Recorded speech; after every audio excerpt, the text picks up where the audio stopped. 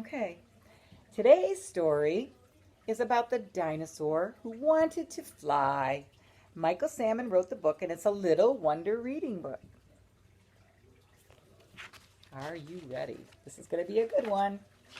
You'll be surprised. I'm going to read the words, and then I'll show you the pictures. Wilbur was a triceratops, one of the most famous of all dinosaurs. But there was something very different about Wilbur. Wilbur would spend hours and hours just looking up at the pterodons as they flew high above him. Wilbur watched them glide.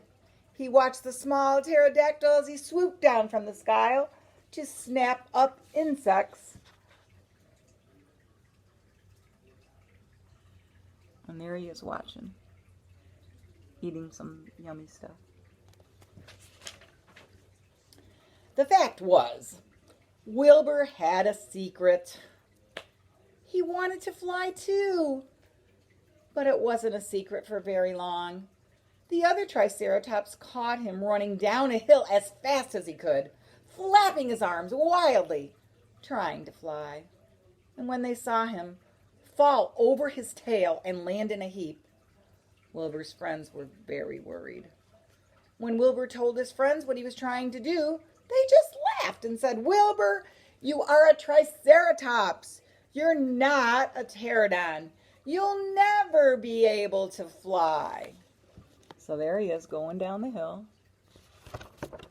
And there he is with all his friends around him telling him, "You're not going to ever be able to fly." But Wilbur had a new idea. He climbed to the top of the tallest tree that he could find, and he picked 2 large leaves. So I'll show you that page first. There he is. Wilbur waved the leaves as hard as he could, and then he jumped kersplat. Wilbur landed headfirst in soft mud. He just missed an ankylosaurus.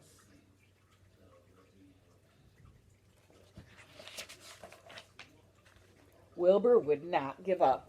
He took out his drawing board and his best piece of charcoal. Then he sat down to design some wings that he thought would really work. So there he is designing. I think they look like it might work. I don't know. He worked all through the night.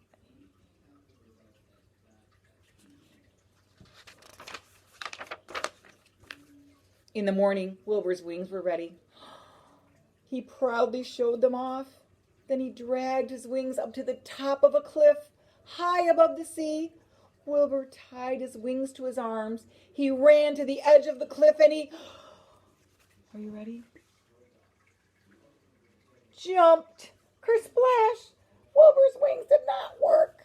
And Elmosaur lifted a very wet, sad Triceratops out of the water and put him on that rock. Wilbur decided he would never be able to fly. He put his designs and his wings into a very large sack.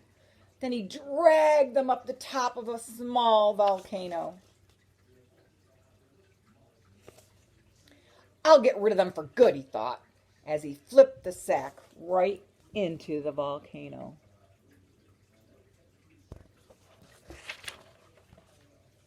Just then, a strange thing happened.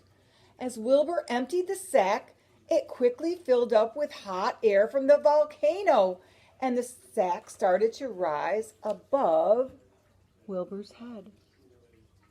Look at his worried look on his face. Oh dear. Wilbur grabbed the sack, but instead of Wilbur holding the sack down, the sack lifted Wilbur up. Wilbur couldn't believe it. He was really flying. The hot air sack carried Wilbur high above the forest and over the swamps. What a view, he thought. The pterosaurs that flew by were amazed. They could not believe that a triceratops was flying.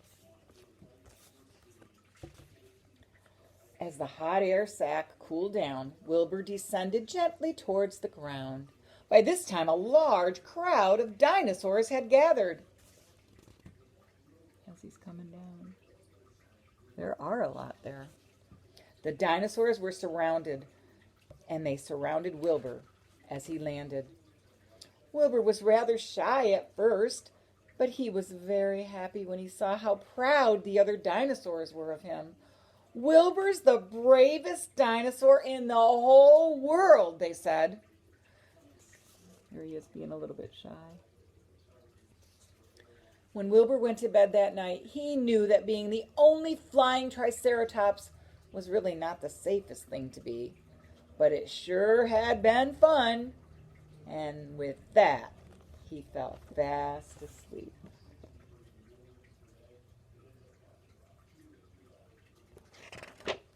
And that was the dinosaur who wanted to fly. So it really worked. He got to do it. Hooray for Wilbur. All right, thank you everybody for joining me. We'll have another book tomorrow. Love you. I'll see you on Zoom.